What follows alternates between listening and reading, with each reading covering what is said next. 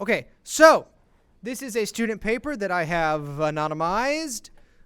We have up here a header with a last name and a page number, and it is in, miraculously, the same font as everything else. That's very good. Here we have the name. Here we have me. Here we have English 102, and then the due date that this one was due, which is December 9th, because this was an end of semester one. And then we have a title, Listen to Your Gut, and let's go ahead and just quick round of applause for this student who wrote this. This is already great work, right? All of these things are correct. The header, the heading, the due date, the date format, the title, the lack of extraneous spaces anywhere. This is precisely what it should look like. So you can look at your paper and look at this paper and make sure they are the same, but, you know, not with this information because that would be weird. All right, then let's go through and let's look for some in-text citations, right? Here's one. Great. Okay, so this is mostly correct, right? In terms of formatting, we'll see if we get to it if it's correct in terms of its usage. But we have the in-text citation. We have the author's last name. We don't need the author's first name, but we have a page number, the closed parentheses, and the punctuation. Great. That is what that should look like. So if you have, you know, both names or something like that, then check that. This is a massive dash. That's like a MM dash. There we go. We'll do an M dash there. Okay, let's keep going.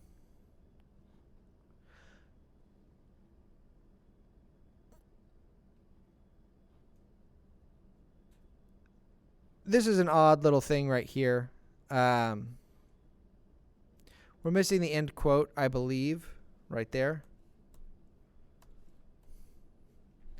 And to say said Naidu is an awkward way of doing that, especially when we've already got the citation up here. And this is both from the same page. So if I were actually looking at just visually, I haven't even read this paragraph yet. It's a long one. If I were doing this, I would probably look to rearrange this material so I'm not using a quote and information from a source that close together. I would want to probably paraphrase this. And then I would probably want to just do this citation once at the end. Within a paragraph, when you're doing a citation, what you want to do is you want to, within that paragraph, gather all the information that's from a source and put it all in one spot, and then do one citation for it, ideally. Now, occasionally what you'll have to do is drop in different page numbers, and that's fine as you go, but you want to try to keep it all together. Then, if you do a different citation from a different source, your reader can go, okay, so we'll just do it here with this, right? Naidu ends here, and oh, this person did it here. Perfect. Thanks for making that example for me. We can presume that this information comes from page 362 of the source of the author, so-and-so Bruce, right? That's how you separate that. This is done correctly. And if I had more text here that didn't have a citation, then I would assume that comes from me, the author, right? And so within the paragraph, I can set that up. Now, it's not perfect because, frankly, MLA is not that great of a citation style. Oh, we do have period in the wrong spot there. So I moved that period to the outside. But MLA is not a great citation style, so it can sometimes be a little bit unclear, and you do have to occasionally sacrifice arrangement or sacrifice the beauty of the actual paragraph in order to fit the information in a way that's ethical. But, you know, what can you do? Let's take a note here.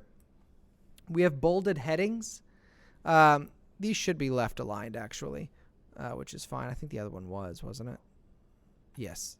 A left-aligned bold heading on its own to divide this paper up. That is good and appropriate if that fits your paper, right? If your paper can be divided into discrete sections that are related but don't necessarily transition into one another smoothly, then you can use these bolded headings to mark those sections. and that's a good way of doing it.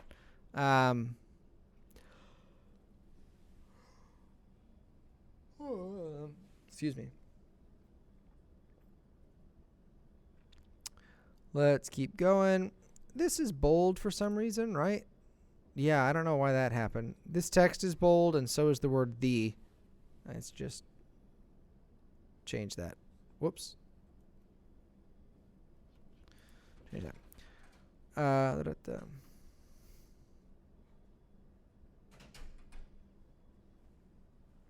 Let's look here.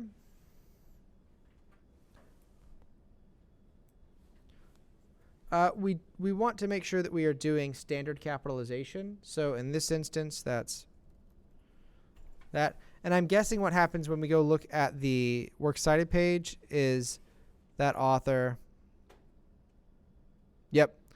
So this comes from a source online that capitalizes these because different sources do. But for our purposes, we want to standardize that capitalization.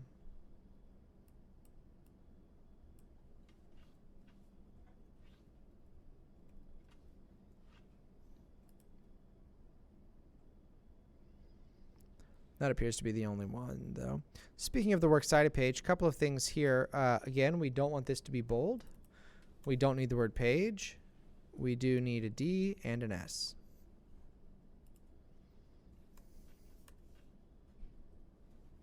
And then we want to remove the spaces at the top, make sure works cited is on the first available line. Now, we also want to keep the formatting consistent again throughout this whole thing. And so we would need to go through and get rid of these extra spaces.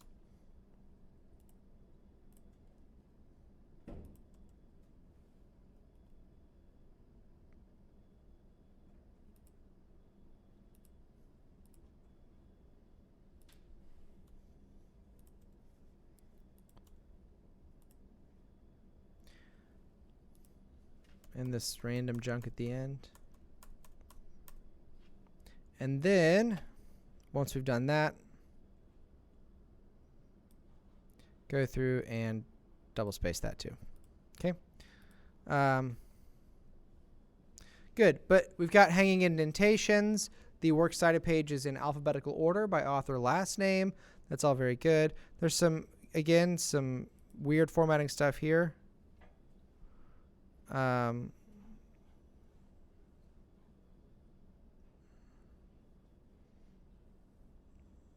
Yeah, I don't like this one's wrong, right? Like we can all see something happened here, right?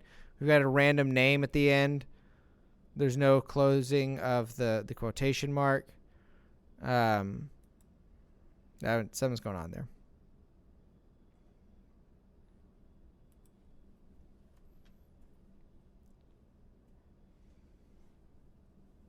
Same thing here. So it looks like what's happened is this person has gone through, this author has copy and pasted these sources from probably Galileo and JSTOR and Google Scholar.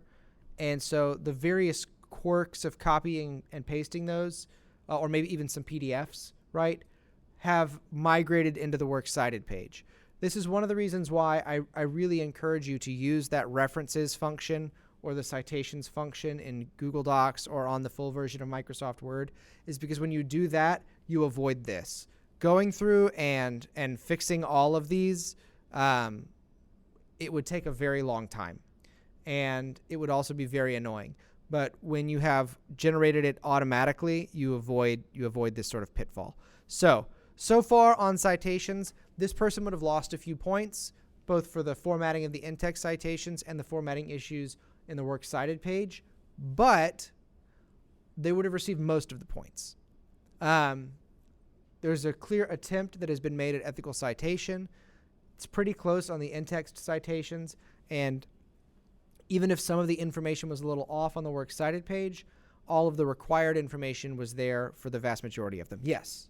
Sometimes citations on the titles, they italicize them, and sometimes they put them in like quotations. Which do you? It depends on the source. The title of a journal article or anything like that, or a news article or any source like that, should always be in quotes. And the title of the journal itself, like, Scholarly Review Quarterly or whatever it is, that should be italicized. If it's a book title, then the book is italicized. Mm-hmm. A quick note about this title. It's a great title. I would encourage you to have a title that both tells me about your topic and your direction on that topic. So this paper is going to be about gut health, or is about gut health. And so Listen to Your Gut is a kind of it's a pun. It is topical, and it is something that is going to tell us what this person is saying about gut health as a general direction. It's a great title. Now, it may not always be the case that your topic lends itself to a title like this, but good titles go a long way with me. I like good titles. Okay, let's read the first paragraph, shall we? Have you ever been so anxious that you felt your stomach dropping to the floor? Or have you ever felt so in love that you feel butterflies in your stomach? Have you ever wondered why people may feel happy when they eat their favorite comfort food? Or why people may develop an odd state of being when they're extremely hungry? When you're feeling sad, not motivated, or simply not yourself, most people tend to lean on comfort foods. But what if these comfort foods are only adding more flames to the fire? The famous saying, "You are what you eat," has more logic than you think. Every living organism consists of cells that rely on ATP, adenosine triphosphate, for their energy needs. ATP is formed by converting the foods we eat into energy. Food is the fuel of life, the universal source of all living organisms. Gut health is the foundation of healthy living physically, mentally, and emotionally. This dash right here. So there are ways of dividing sentences and dividing phrases. And there's things like periods, there's commas with conjunctions, there's semicolons. And one way to divide out things with either a colon or something like that is to use a dash. But you need, there's in dashes and m dashes. An in dash is what you put between words like that. So if I said the bluish green water, like that, with the compound adjective, I would put a dash right there.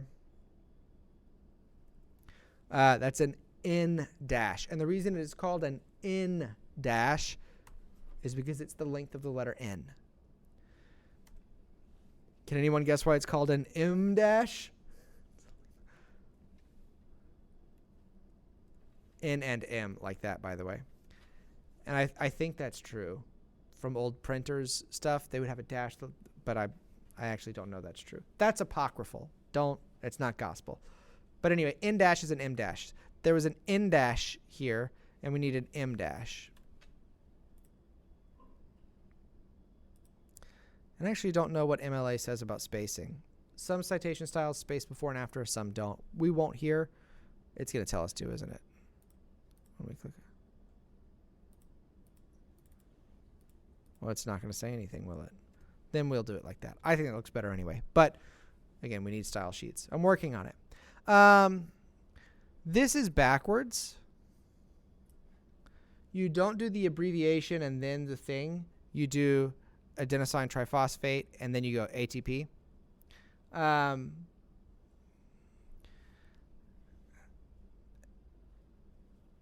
But that's not that big of a deal. I wouldn't have taken off for that. There is a sentence fragment in here. Did anybody catch it? Sorry? Yeah. Right there. So we have all these questions. And then this is a fragment. So this should have been like that.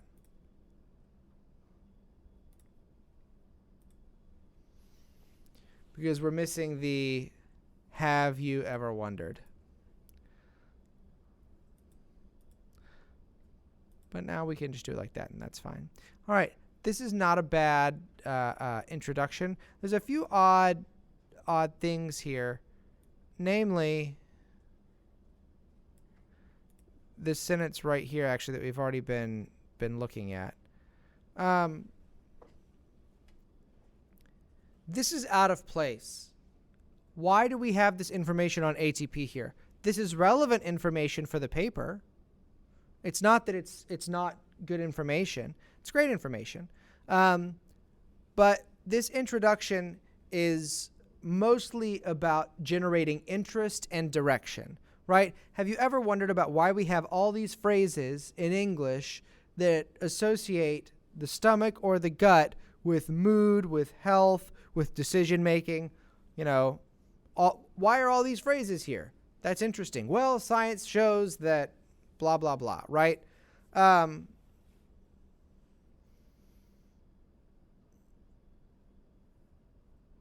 Let's see what happens when we delete it. Now, when we delete something like this, that I'm guessing later in this paper we're going to talk about ATP.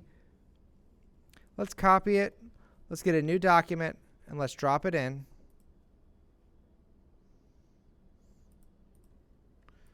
Oh, that was not in Calibri. That was in Times New Roman. Don't lie to yourself.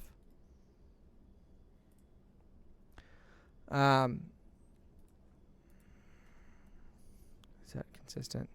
It is. We'll go fix that. But then we want to delete that, right?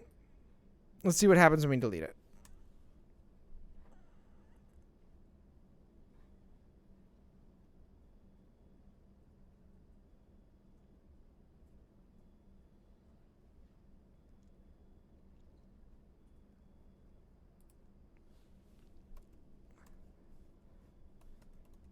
So these two sentences I am changing at the end here to add an and previously there was just a period there, right? So let's talk about the difference between those two things. And then we have another quick change to make. So right now it reads like this. You are what you eat has more logic than you think. Food is the fuel of life, the universal source of all living organisms. Gut health is the foundation of healthy living, physically, mentally, and emotionally. So I think what we can do here is we want to put and gut health because it's showing that the second clause we have here is a continuation and kind of a furtherance of the first one. Combining those into one sentence increases the relationship between them. It strengthens that relationship in the same way that separating things into two sentences softens the relationship between them. And separating them into paragraphs softens it further. And separating them by distance softens it even further, right? But within the same sentence is a pretty strong connection. The only way we could make it stronger is by putting them even closer to one another in the same clause, make it a compound clause. This is pretty close. But I think that that's a better representation of the idea. And I know that that's like a small detail, right? That's not something that I'm going to take points off for, or many professors are going to take points off for. But the point here is not points. The point here is that this is a way of improving our ability to communicate the idea, right? We want to be able to communicate that idea well. Okay. So I am all right with this introduction now. There's some ways we could maybe clean it up. We already have a little bit, but not much. Let's read it one more time. Have you ever been so anxious that you felt your stomach dropping to the floor? Or have you ever felt so in love that you feel butterflies in your stomach?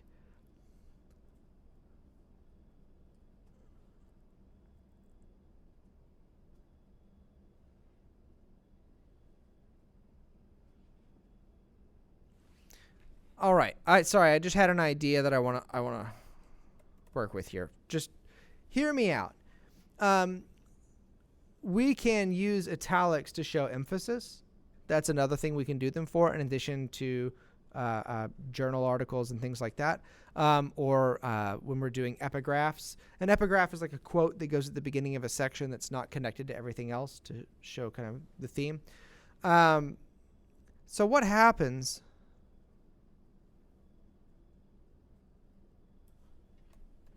when we italicize these sections?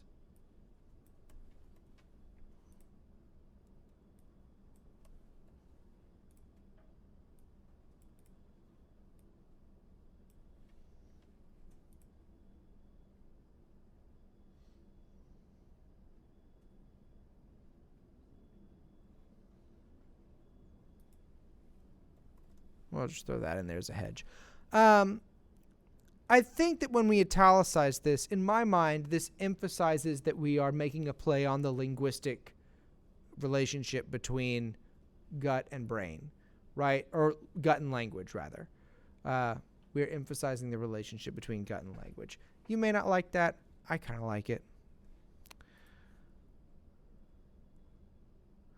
Instead of not motivated, which is okay, we're going to do unmotivated because we want to differentiate from not yourself, right? We don't want to do two not phrases in a row. And we also, when we have statements like this, I know this is a stickler thing, but again, this is a good opening. This is a good introduction. So we're being really specific. We don't want to say most people because most implies a very specific number of over 50%, right? We want to say many people because it's easy for us to colloquially say many people do this.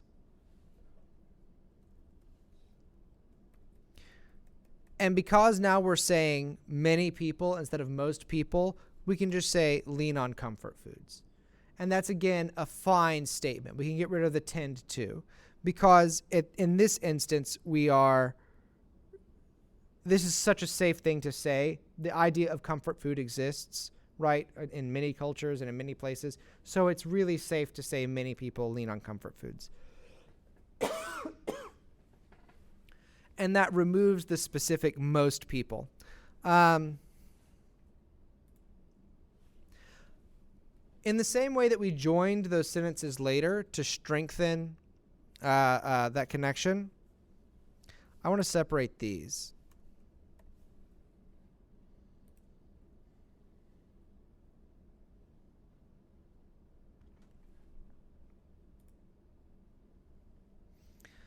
And I actually think there's a missing sentence here. So I know that the point is to remove text from your paper, and we can and will with this. But there is a conclusion that is implied here that if you already know this information, if you've already read the paper or are familiar with this, you're going to be able to draw it. And even if you haven't, the introduction does imply it, but I think it is not clear enough to not be explicitly stated. Saying that another way, I think that the ambiguity is such that it needs to be explicitly stated. So, but what if these comfort foods are only adding fuel to the fire? I would say by harming your gut health. Okay, we're introducing this idea. We're adding some words here.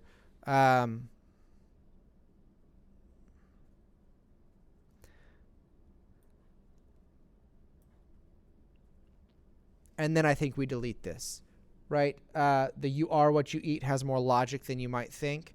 I think we have played out our linguistic game in our introduction very brilliantly, and we don't need to return back to that.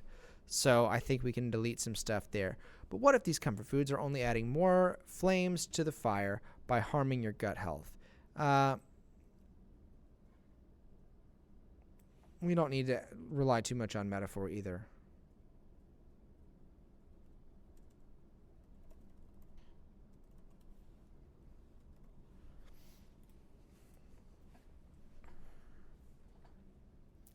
Okay, I think we have simplified this a little bit. We've removed some of the technical language. We've introduced an idea that is implied but not explicitly stated. We've joined sentences together that are connected to one another, and we've split sentences apart that need a stronger gap between them. So let's reread this. And we added the italics to sort of key our reader in on the linguistic game that we're playing. Have you ever been so anxious that you felt your stomach dropping to the floor? Or have you ever felt so in love that you feel butterflies in your stomach? We shouldn't italicize butterflies there. Have you ever wondered why people may feel happy when they eat their favorite comfort food, or why people may develop an odd state of being when they're starving? When you're feeling sad, unmotivated, or simply not yourself, many people lean on comfort foods.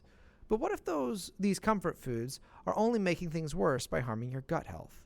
Food is the fuel of life, the universal source of all living organisms, and gut health is the foundation of healthy living, physically, mentally, and emotionally. Great. I think that is a lovely introduction. It is relatively efficient. It is efficient in a kind of documentary type way, right? it is not efficient in a sort of clinical way where we're getting rid of the linguistic stuff. We're only talking straight to it. But I think that's appropriate because we're not doing, let's talk about what we're not doing. This is not research, right? If you are doing research or reporting on research, then everything has to be direct and specific because you're reporting on a study that you've done, right? This is not that. We're also not doing a meta-analysis of studies. Okay, that's these are different categories of types of essays that are written, right? A meta-analysis of studies looks at all of the studies on a topic and then analyzes them to see what their conclusions are. And meta-analyses, by the way, are amazing. If you find a meta-analysis on something you're interested in, spend the time to read it.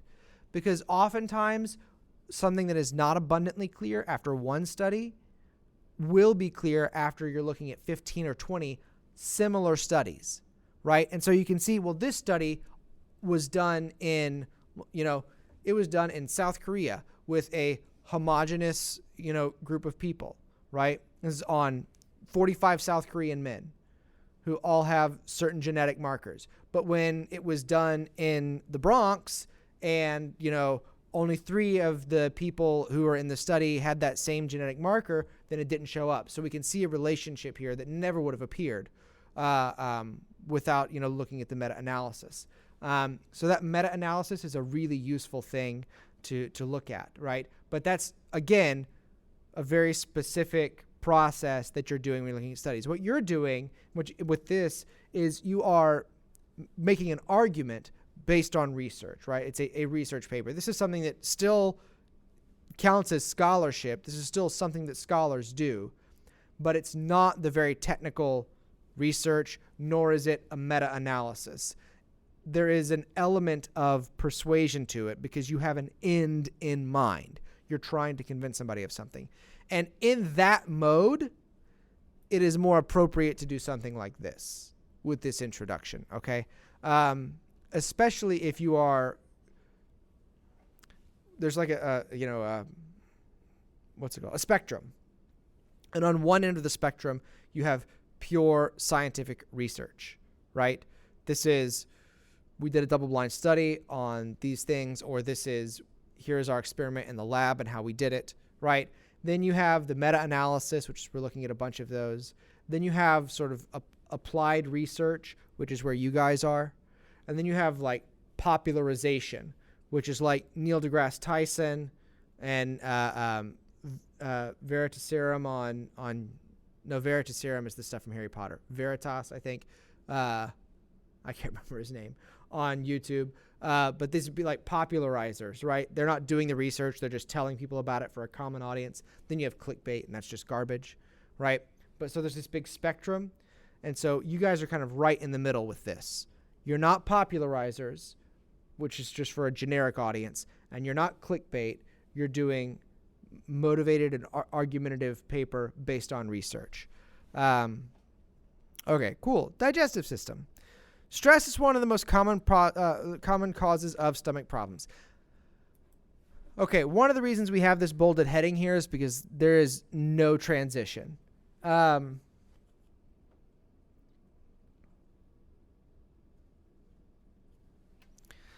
I also don't like this phrase popping up here for the first time. Stomach problems is a very kind of colloquial, unscientific term.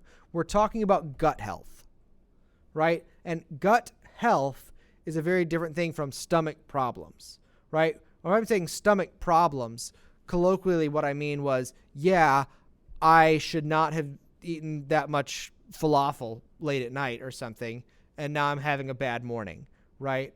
Or, I shouldn't have entered into the drink a bottle of Texas Pete challenge because now I have terrible heartburn. Right? We're talking about gut health. And so I need something really to get me to talking about what's causing issues within gut health, right? And I don't know if that comes here or here, either at the end of the introduction or at the beginning of this section. I like the way the introduction ends, so I would probably try to add it here. And what I might do honestly is, and again, I'm trying to think of who the audience is for this, and I'm also trying to think of when this student wrote this paper. And I'm pretty sure I told this student that I am familiar with the topic, so that the student didn't need to explain certain things. But you might want to talk about where the gut is and what it is, right? And especially because we're talking about the digestive system, we can say the gut is near the end of the digestive system, after the stomach and the small intestine. It's where you have all these. Right, here's kind of what it is, right? Anyway, let's read through. How much of this section do we want to do? Ooh, this is a long paragraph. Let's go ahead and take this whole paragraph out and drop it into another document to see if we can work with it on a single page. Yep. All right. That's a monster of a paragraph right there. 283 words. It's getting up there. I also see a number of quotes and sources. So let's just do as a quick litmus test. Let's come to the end. Although it's hard to believe the gut and the brain are best friends, and like any close friendship, communication comes. Thus, communicating comes. Thus, the gut communicates to the brain daily. In fact, the gut is often referred to colloquially as the little brain, reflecting its importance on mental states, and usually thought to be confined to the brain itself. Stress. Okay, we're not talking about the same thing. It's related, but it's not the same. At the beginning, we're talking about stress and the relationship between stress and the gut. And at the end, we're talking about the gut as in communication with the brain. One is the cause of the other. And when we have a 283 word paragraph, we probably want to break that up. Again, we've got a number of other factors here. We've got a source that we're citing. We've got discussion of Alzheimer's, libidos, right? All this stuff right here. And we're starting with stress. So either we don't need to begin with stress and we need to begin with something else, or by the time we're at the end, we need to have a paragraph break somewhere. Let's just read the whole thing and see what happens. Stress is one of the most common causes of stomach problems. That is because your brain and digestive system are closely linked. A troubled intestine can send signals to the brain, just as a troubled brain can send signals to the gut. A person's stomach or intestinal distress can be the cause or the product of anxiety, stress, or depression. These factors happen because the brain and the gastrointestinal GI system are intimately connected. Your digestive system has a lot to tell you. When you feel stressed about an incident, your brain, there's more dash issues here.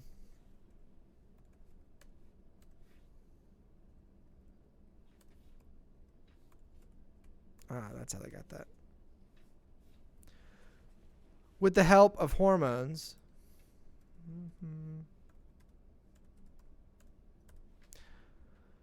diverts blood away to your digestive system and can cause your stomach muscles to contract.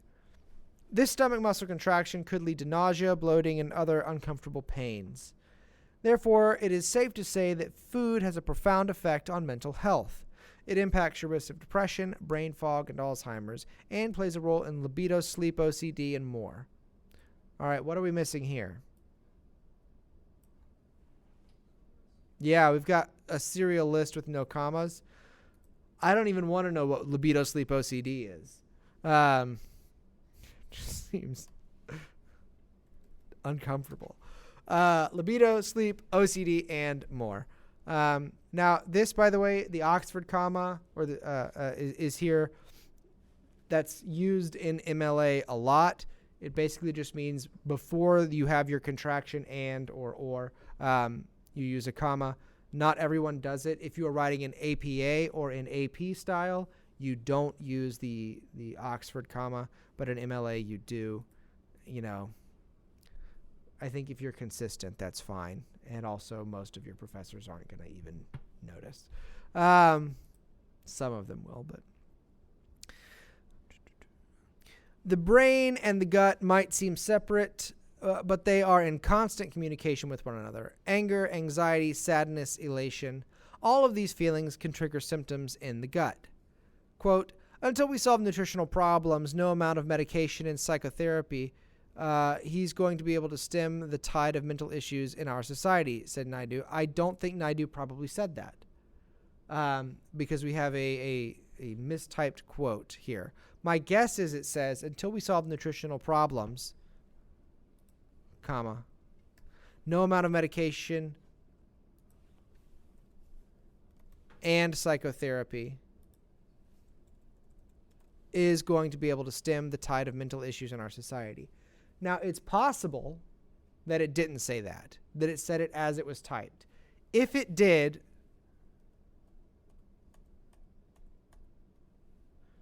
you would do this. Brackets, and inside you'd write sick. And I believe that's italicized. This is Latin for sick mistake, dude. Why did you do that? I don't know. It's actually Latin for something else. But it just means I am noticing that in the quote there is a mistake that I would not have reproduced.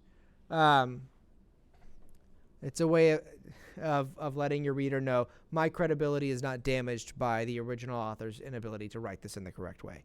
I too noticed this, good reader. So there you go. Although it's hard to believe the gut and the brain are best friends, and like any close friendship, communicating comes. Thus, the gut communicates to the brain daily. That's a real bad sentence. It's kind of all over the place.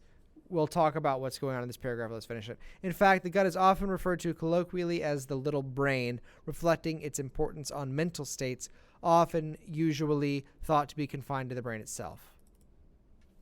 Pick one. We can't do both. It's either often or usually, right? Now, at this point, what this paragraph has is it's been written twice. This is a double written paragraph, basically. So what we have is a setup to talk about the relationship between the gut and the brain, and then another setup to talk about the relationship between the gut and the brain. The first setup is more about stress, and the brain's impact on the gut. The second is a list of symptoms, and we're bringing in the idea of psychotherapy, right? And this is peppered throughout with phrases that are calling back the successes that we had in the introduction about things like, even though they're best friends, even though they're talking, right? These kinds of colloquial phrases that are, I think, very successful in the introduction are here detracting from the fact that we're trying to have a little bit more of a technical conversation. There's a place for them. It's probably not here. So how would I revise this paragraph? I would not revise this paragraph like I was revising other stuff.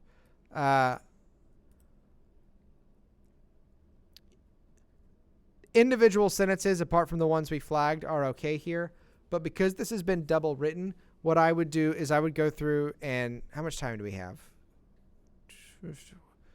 We don't really have time to do this as I would actually do it, I don't think. What I would do is I would go through and I would take out all of the factual information, purely factual information, and I would put it in a bullet point list. Just here are the facts that I want to include with my sources, again, separate document for this. Then I would walk away from it, and I would come back and I would rewrite this because, again, it's been double written. The same thing happens twice. I would come back and rewrite it and include the facts that I wanted to include that way. And I can say, let's just go to a blank page here and talk. What is this paragraph saying, right? This paragraph is saying that the reason for all of those linguistic coincidences that we covered in the introduction, well, they're not coincidences. There is a relationship between your gut and your brain. They communicate with one another through neural connectivity, like neural tissue, right? They're communicating with one another. And so when we feel in our brain things like stress or anxiety or heartbreak, then that has an impact on our gut, both in a way that we feel physically and on the health of our gut. There is a relationship there. Our gut can become unhealthy or imbalanced because of those factors, right? Conversely, when our gut health is poor due to other factors, that can induce in us stress and anxiety and insomnia. Even things like Alzheimer's, we're showing a link there. And so the connection goes both ways. And here we have a quote where somebody with authority is saying, until we recognize the importance of gut health, we're not going to be able to effectively engage in therapy or in medication for mental health. All right. Now that is only doing it one time. And that's what we want to write down. If you find, by the way, as some of my students really do, if you find you have an easier time talking than you do typing, then the recorder on your phone is very useful. You can do speech to text, but you can also just record yourself talking and then play it back and type it out, right? That is when we write with our fingers, we are thinking. That's not just a way of reporting on our thinking, it's a method of thinking. And when we talk out loud, that is also a method of thinking, but they are not the same method of thinking, right? They are different methods of thinking. When we have a conversation with someone back and forth, that is a method of thinking. When we meditate or when we paint, these are methods of thinking. They're also their own things, but they're methods of thinking. And your skill in any one of those areas is not going to be the same as any other area, but you can use that skill in that area to translate it, basically. So if you want to record yourself talking and then go type that, that works. If you want to do speech to text, that works. If you want to write it out in a bulleted list and then talk your way through that list and then write that or speech, that works. There are so many different technology-enabled methods to get your words and thoughts on the page that we can really start to be efficient if we employ them to our advantage. I think the most common one I use is probably just recording myself talking and then playing it back and listening to it. And after I've listened to myself talk, then I know what I want to actually write and I can go write it down. I don't transliterate or translate what I say onto, directly, but I record it, I listen to it, and then I type it out, just to help myself think through things. But that works for me. Pay attention to your own process and identify what works for you. Okay, I'm going to go ahead and wrap it up there. Let me shut down this recording.